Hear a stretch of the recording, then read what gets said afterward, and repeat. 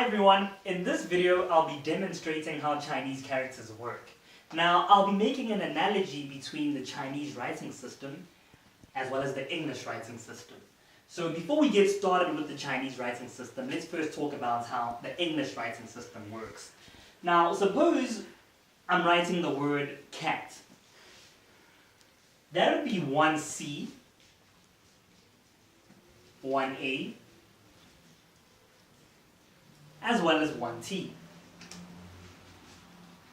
C-A-T, cat. So basically from this we can see that English words are nothing but a combination of the 26 letters of the English alphabet. Now the Chinese writing system works similarly. The only difference is that Chinese characters are based on the kanji radical set. And behind me over here we've got the kanji radical set. Now, to demonstrate how Chinese characters work and how they are based on the kanji radical set, I'll just discuss a few characters. I've got a few characters here with me.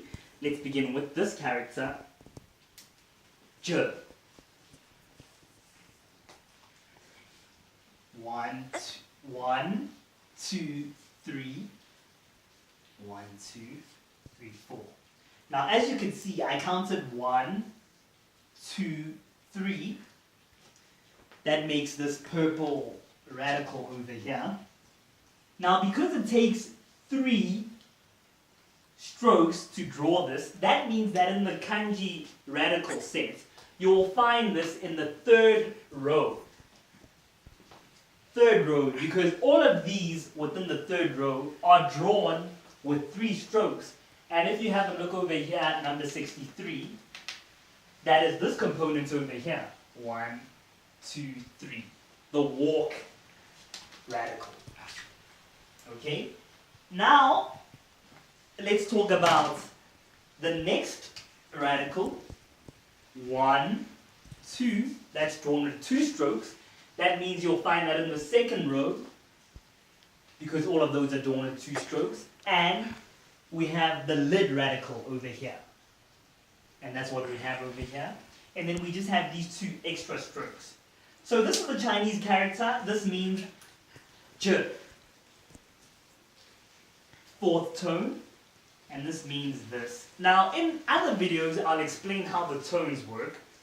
In this video, all that we're doing is just discussing how the writing system works.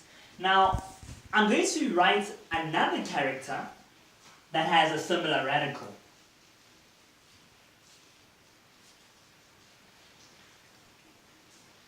This is the Chinese character hai.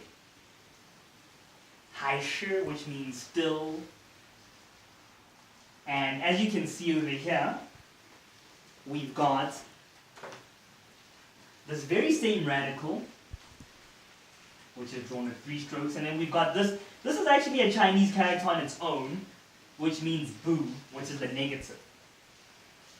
Okay, but now let's move on to another Chinese character. Let's discuss this one over here. Shuo.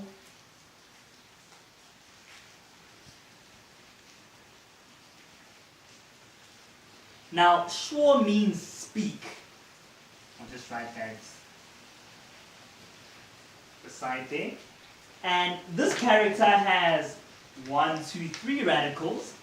We've got this part over here, the purple part, which is drawn with 1, 2 strokes. So that means we'll find it in the second row, number 11, the speech radical. And then we've got this component over here, 1, 2, 3. That's 3 strokes, so I should look at number 3. And indeed, I find it here. Ko, mouth, which means mouth. That blue radical over there. And we've got this component over here. 1, 2 strokes. That means in the second row, we'll find it. And indeed, number 27, there we are. And then we've got these 2 extra strokes here. So from this video, I hope that you can see that Chinese characters are not just random strokes. Just as much as English words are based on the 26 letters of the English alphabet. Chinese characters are based on the 212 components of the kanji radical set. Now, I've got a few characters with me here. And if you just have a look, you can see that these aren't just random. All of these components that make up these Chinese characters can be found on the kanji radical set.